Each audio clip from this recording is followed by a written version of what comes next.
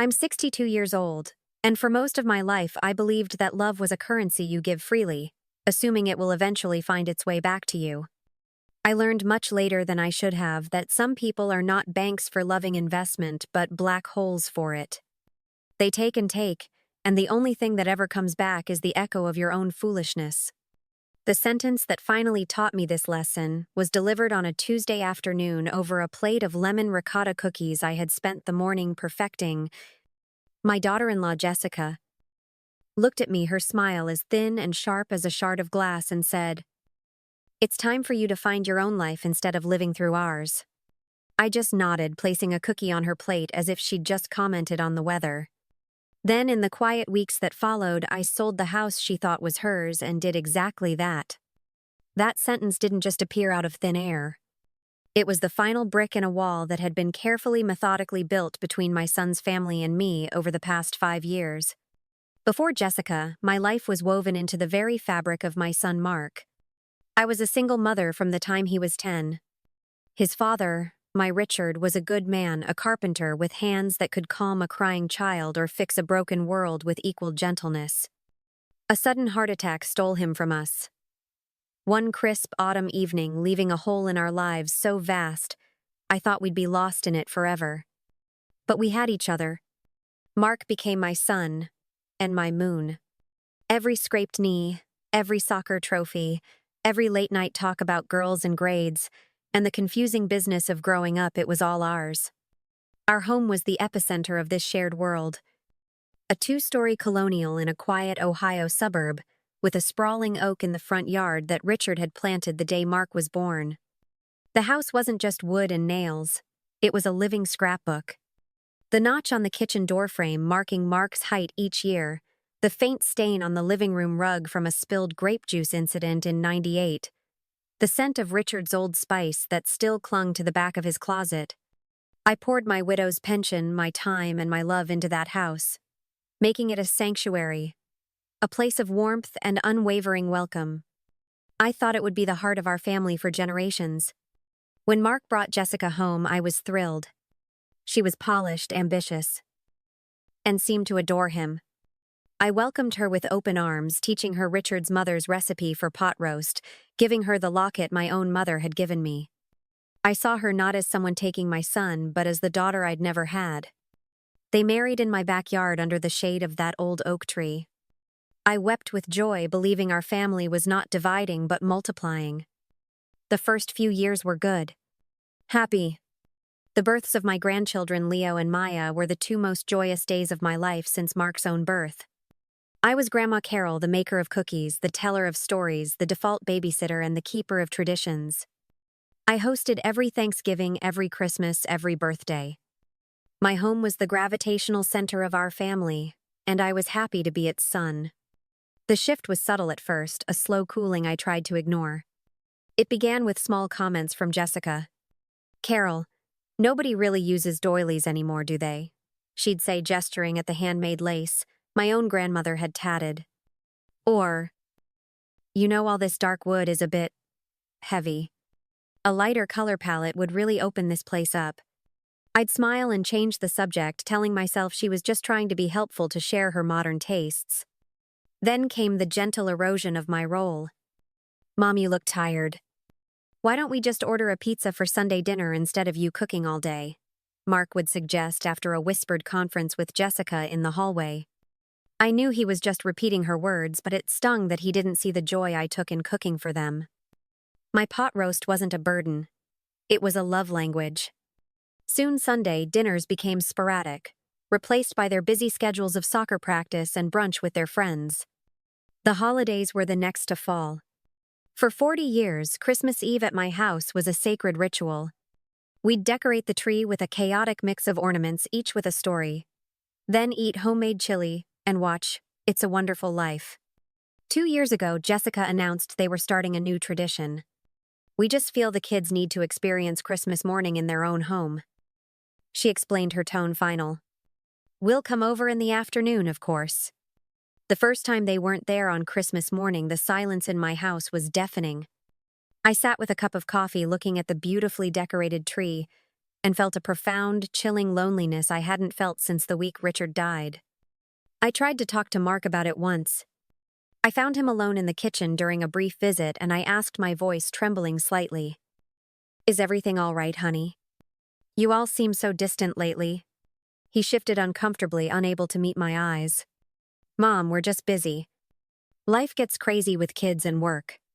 Jessica thinks, we think, it's important for us to establish our own family unit, you know.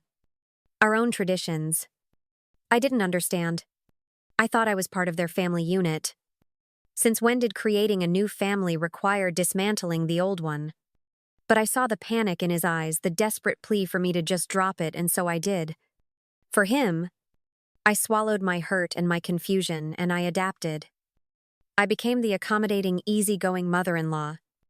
I packed away the doilies. I stopped offering to host dinners. I waited by the phone for an invitation into their lives, accepting whatever scraps of their time they were willing to throw me. I told myself this was the price of peace. I told myself I was doing it for my son. But peace is not the absence of conflict. Sometimes it is the quiet acceptance of defeat. And I was being defeated in a war I hadn't even known I was fighting. The war for my own relevance in the family I had built.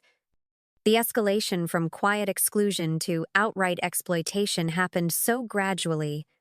I felt like a frog in a pot of slowly boiling water. I didn't realize the danger until I was already being cooked. It started as these things often do with money. Mark and Jessica had always been a little careless with their finances. They loved expensive vacations, designer clothes for the kids, and brand new cars. I never judged. I just assumed Mark's job as a marketing manager was more lucrative than I thought. About 3 years ago, they came to me with a problem. They sat at my kitchen table, their faces etched with worry. "Mom, we're in a bit of a bind." Mark began while Jessica wrung her hands for dramatic effect. "The roof on our house is leaking. The inspector said it's a major problem, and the whole thing needs to be replaced. They're quoting us nearly $20,000. Jessica chimed in, her voice a fragile whisper. "We just don't have that kind of cash lying around, Carol. With the mortgage and the kids' school fees, we're terrified the whole ceiling is going to come down." I looked at my son's worried face at the thought of my grandchildren sleeping in a house with a faulty roof, and my heart clenched. Richard had left me with a comfortable nest egg. I wasn't rich, but I was secure. "Of course," I said without a second thought. "Don't you worry. We'll fix it." I went to the bank the next day and took out a cashier's check for $15,000. It was a significant chunk of my savings, but what was money for if not to keep your family safe? I handed them the check. "This should cover most of it," I said. "Pay me back when you can, no rush." Mark hugged me so tight I could barely breathe. "You're a lifesaver, Mom. I don't know what we'd do without you." Jessica wept, dabbing her eyes with a tissue. "Thank you, Carol. You've saved us." I felt a warm glow of purpose. This was what family did. We showed up for each other. For the next few months, I'd ask about the roof. "How's the work coming along?" The answers were always vague. "Oh, the contractor is just waiting on a special type of shingle." Or, "They had to push us back because of the rain." Then they stopped mentioning it altogether, and I, not wanting to seem like I was nagging, stopped asking. About 6 months later, Jessica posted a photo album on social media titled "Unforgettable Italian Adventure." There they were, the 4 of them smiling in front of the Colosseum, riding a gondola in Venice, sipping drinks on the Amalfi Coast. The pictures were beautiful, professional-looking, and expensive. A cold, slithering doubt began to creep into my mind. I did some Kiat math. Flights, hotels, tours. It would easily cost.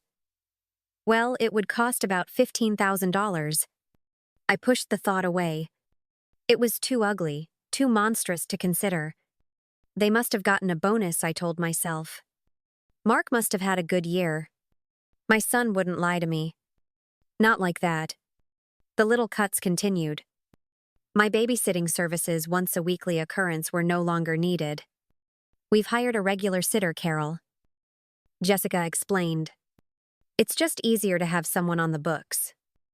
You know, for tax purposes. So I went from being grandma to a potential tax liability. My birthday came and went. They took me to brunch, handed me a gift bag with a scented candle and a generic World's Best Mom mug inside, and spent the entire meal on their phones. I remembered the birthdays when Mark was a boy, how he'd spend weeks making me a lopsided clay pot or a coupon book for free hugs. This felt obligatory. The emotional distance was becoming a chasm. I felt like I was on one side waving, and they were on the other, getting smaller and smaller, not even looking back.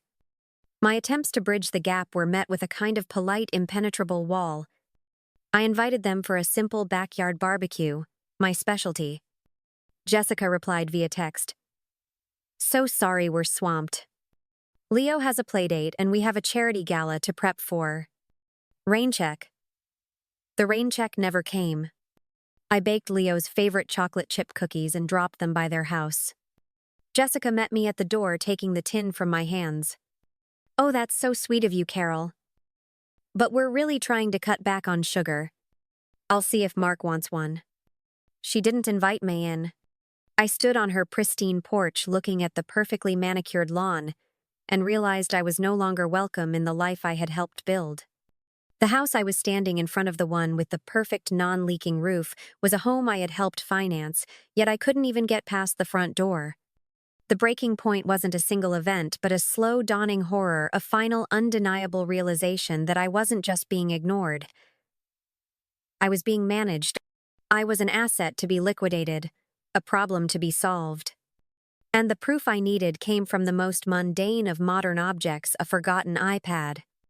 Mark had bought me one for Christmas 3 years prior. To help you stay connected, Mom. I mostly used it for recipes and looking at pictures of gardens in England. He had set it up for me, linking it to his own Apple account so he could help me with any tech issues. I never thought anything of it. One lonely Tuesday, a few days after my birthday brunch, I was looking up a recipe for lemon ricotta cookies when a stream of green and blue bubbles popped up at the top of my screen. It was a text message conversation.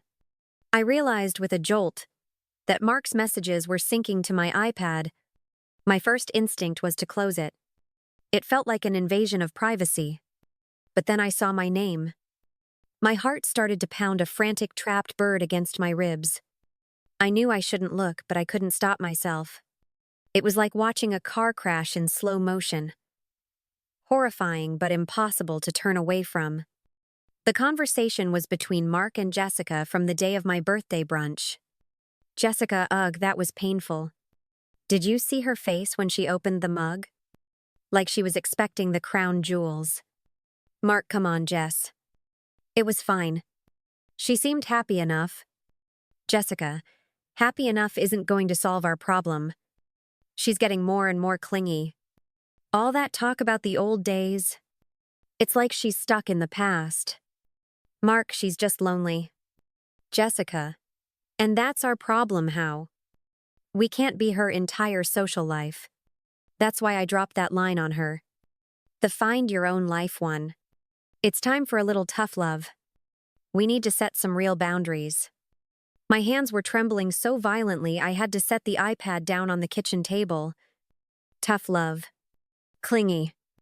They were talking about me as if I were a teenager, acting out not a mother who had given them everything.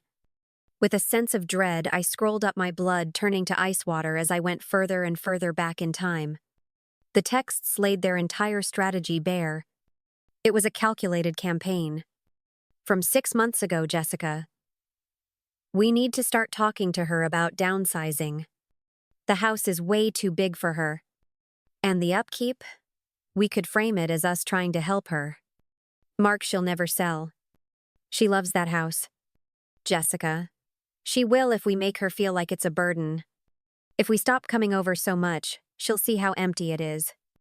We just need to plant the seed. It's the perfect long-term solution. The equity in that house could clear all our debt, and then some. From 8 months ago, right after I'd given them the money, Mark, I feel guilty about the roof story. Jessica, don't be. Think of it as a prepayment on our inheritance. Besides, that trip was a much better use of the money than giving it to some roofer. We made memories. She should be happy for us. And the one that shattered the last vestige of my denial, the one that made me physically ill. From a year ago, Jessica spoke to a financial planner. He said the best thing for us is for Carol to sign the house over to us now. For estate planning purposes, we could let her live there, of course. But we'd have control.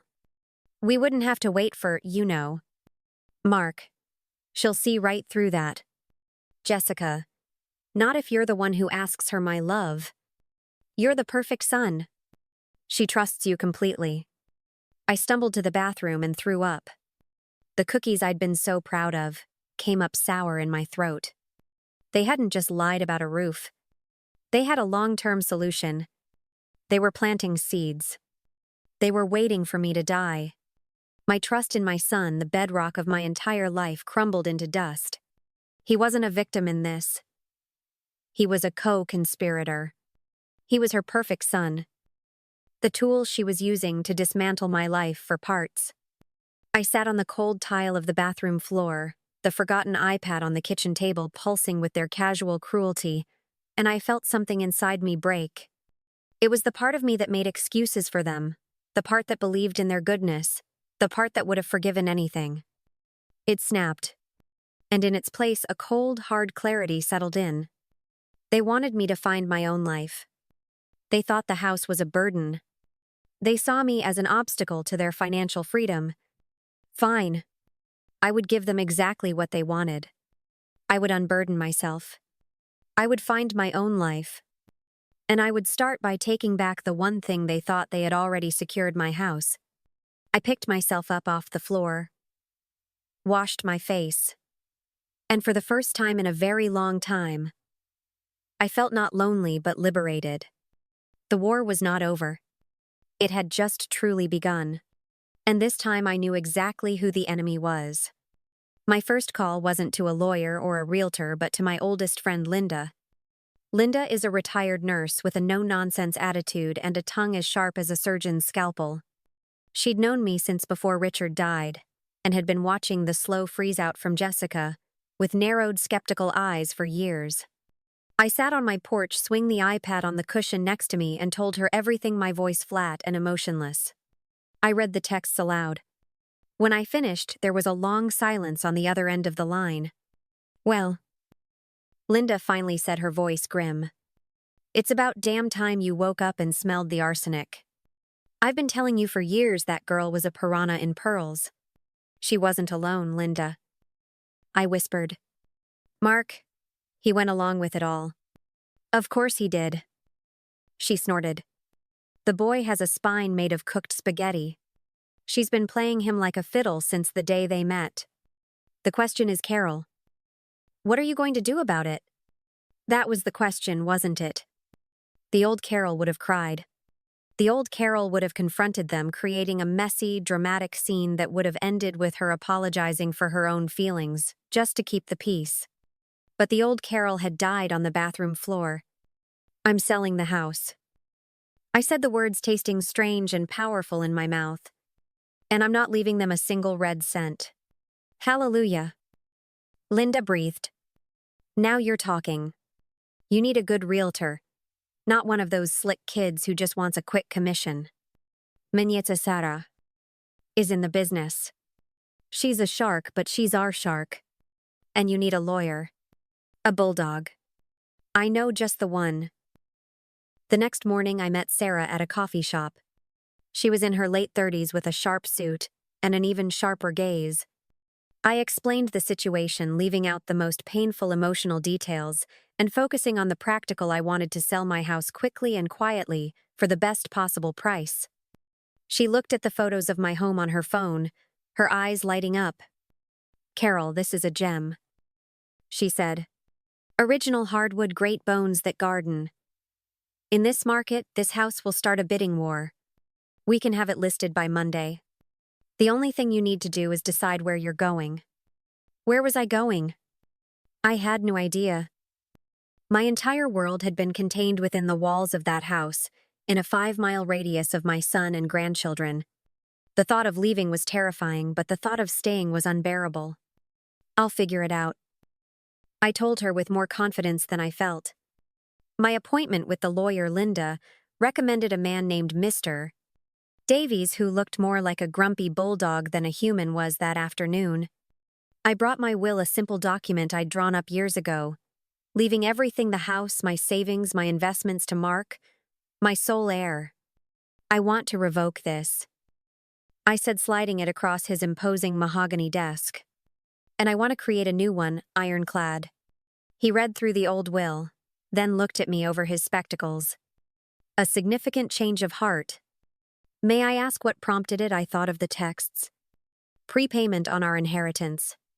We wouldn't have to wait for, you know.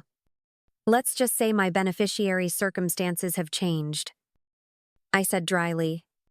"And so has my perspective on charity." We spent the next 2 hours mapping out my new estate. It felt like planning a strategy for a battle. The house, my largest asset, would be sold. A portion of the proceeds would be used to set up educational trust funds for Leo and Maya, accessible only when they turned 25, with a trustee, Linda, who would ensure the money was used for education or a home purchase, not for their parents' whims. The rest, I decided to create a scholarship fund at the local community college in Richard's name for students pursuing trades like carpentry. The thought of my money helping some young person build a life, rather than funding another one of Jessica's Italian vacations, brought the first real smile to my face in months. "And your personal belongings, Mr. Davies asked. "Give them a chance to take what they want." I thought of Jessica's disdain for my heavy furniture and worn memories. "No," I said. "I'll be donating everything. Let it go to people who might actually need it." The for sale sign went up on a Tuesday morning. I watched the man from Sarah's agency hammer it into my front lawn, the familiar green and white of the realty company, a stark flag of rebellion on the landscape of my life. It was done. There was no going back. I spent the day in a strange state of calm, packing boxes. I started in the attic, surrounded by 40 years of accumulated life. Mark's old school projects, Richard's collection of National Geographic baby clothes I had saved. Each item was a memory, and sorting through them was like performing surgery on my own heart. But with each box I taped shut and labeled "Donate," I felt a little lighter. I was not erasing my past. I was curating it, choosing what to carry forward. The call came at 4:15 p.m. It was Mark. His voice was tight with a confusion that was rapidly curdling into panic. "Mom, Mrs. Henderson from next door just called Jessica. She said there's a for sale sign in your yard." "That's a joke, right?" Some kind of mistake. I took a deep breath, picturing the words I'd practiced. "It's not a mistake, Mark. I'm selling the house." There was a stunned silence on the other end, so profound I could hear the hum of his car engine through the phone. "Selling, but why? Where are you going to go?" "This is our family home."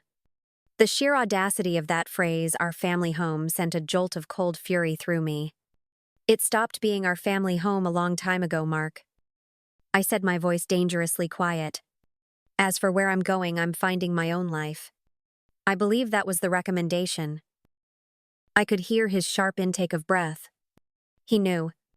He knew that I knew. "Mom, what are you talking about?" he stammered, his voice losing its confident edge. "I'm talking about your iPad, Mark. The one you so thoughtfully linked to your account. I'm talking about being a clingy, lonely old woman who needs to be managed. I'm talking about your long-term solution for my burden of a house." Each word was a bullet, and I heard them land. There was a frantic whispering, and then Jessica's voice, sharp and commanding, came on the speakerphone. "Carol, what is he talking about? You went through our private messages. Your private messages appeared on a device in my home, Jessica." I retorted the confrontation, stripping away any pretense of politeness. "And they were very illuminating. Tell me, was the trip to Italy a better use of the money than a new roof?" Did you make memories? The silence that followed was thick with guilt and fury. Mark finally broke it, his voice pleading. Mom, you're taking it all out of context. We were just talking, venting. Was it venting when you discussed how to convince me the house was a burden I shot back? Was it venting when you talked about waiting for me to die? Was it out of context when you called my love for my family living through you? Because it all seems perfectly clear to me. Jessica's voice returned, dripping with venom now that her sweet facade had been shattered. You are trying to punish us. After everything we've done what I laughed. A raw, humorless sound. What have you done, Jessica? Besides calculate the equity in my home and plot to get your hands on it. You wanted me to be independent. Congratulations. Your wish has been granted. You can't do this. Mark said, his voice cracking. Think about Leo and Maya. This house is their heritage. Their heritage is not a building. I said firmly. And I've taken care of their heritage. You, however, are a different story. The house is being sold. The will has been changed. Milavier, mister. Davies has a copy of all your delightful text messages, should you feel the need to contest anything. That was a bluff, but a good one. The threat of public exposure of having their greed laid bare for a court to see was the ultimate checkmate. Jessica let out a choked sound of rage. You will regret this, Carol. No, Jessica. I said, looking out my window at the for sale sign, a beacon of my newfound freedom. I'm just getting started on not regretting things. I hung up the phone before they could say another word. The click of the disconnection, the most satisfying sound I had heard in years. The immediate aftermath was a flurry of desperate, angry activity from their end. They called back over and over. I let the phone ring until it went to voicemail. They left messages that swung wildly from furious threats to tearful, manipulative pleas. How could you do this to your own son? Mark wailed in one. You're tearing this family apart over a misunderstanding, Jessica shrieked in another. They even tried to weaponize the children showing up at my door, unannounced with Leo and Maya in tow.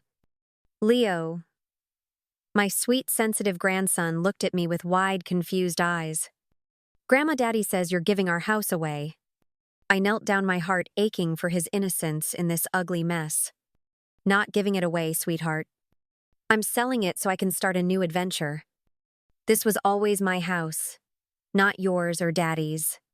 But where will we have Christmas? Maya asked, her lower lip trembling. Over her head I met Jessica's glare. It was a look of pure, unadulterated hatred. She thought this would be my breaking point. The children are very confused, Carol.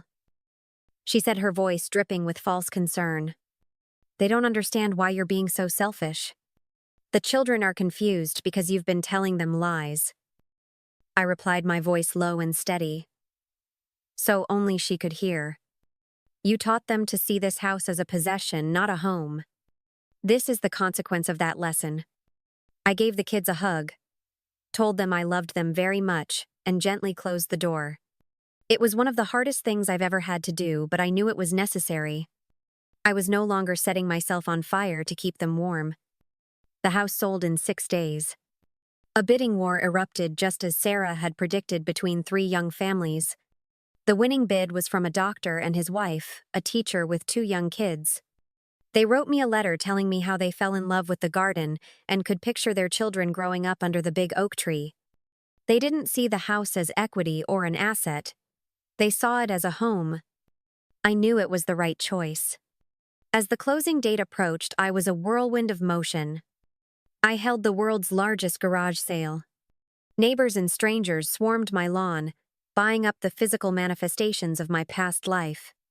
The heavy mahogany dining table Jessica hated went to a young couple just starting out. The china she'd never wanted was bought by a woman who gasped with delight, telling me it was identical to the set her own grandmother had owned. Piece by piece, I dismantled the museum of my old life. What didn't sell, I donated. I packed only the essentials, my photos, Richard's few keepsakes, my gardening tools, and a handful of books. Everything I owned could now fit in the back of my 10-year-old Subaru. He had never felt so light. The day of the closing, I did one last walkthrough of the empty house. The rooms echoed, stripped of their personality. The notches on the doorframe were still there, a faint ghost of a happy past. I ran my hand over them, said a quiet goodbye to Richard, and walked out the front door without looking back.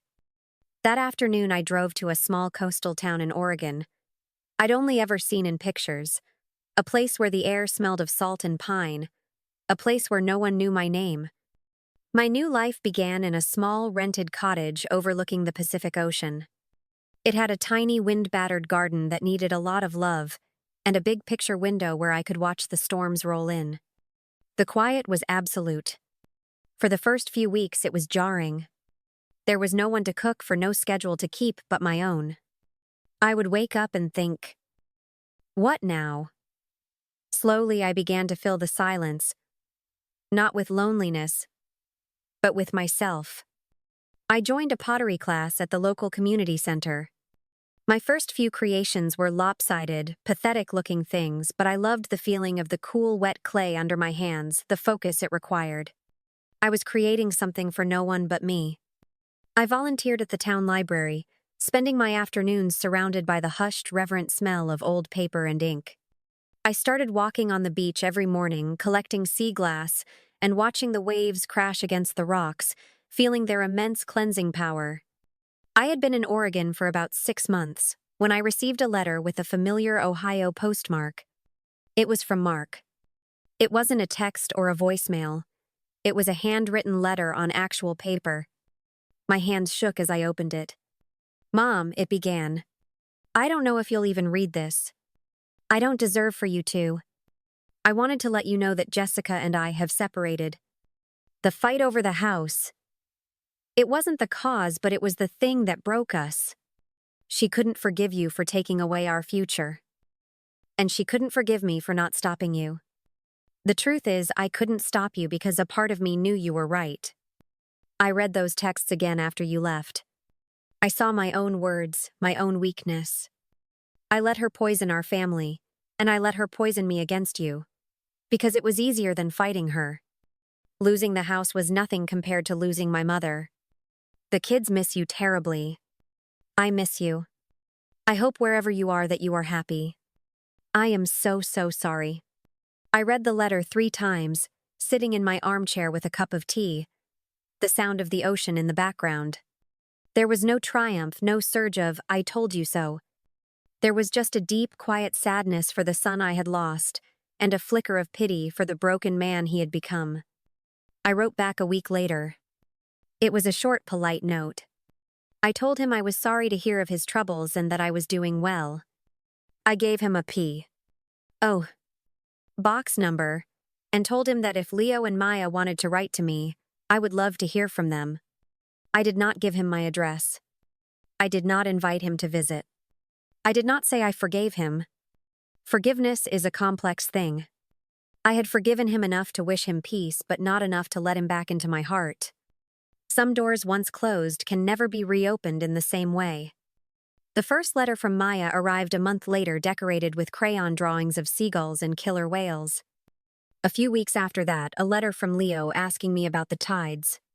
We began a slow, careful correspondence, a new kind of relationship built on paper and ink, one that was just ours, untainted by the past. My life now is small and it is quiet, and it is entirely my own. My garden is thriving with salt-resistant flowers. My pottery is getting better. I have a row of quirky, colorful mugs on my kitchen shelf that I made myself. I have friends, women my age, who meet for coffee and talk about books and politics and the aches in their joints. It's a simple life, a peaceful one. I learned that my value is not determined by my usefulness to others. I learned that a home is not a building you can inherit, but a feeling of safety you build inside yourself. Jessica wanted me to find my own life. She thought it was a punishment, an exile. She had no idea it would be the greatest gift she ever gave me. She sent me into the wilderness, and I found out I was a force of nature.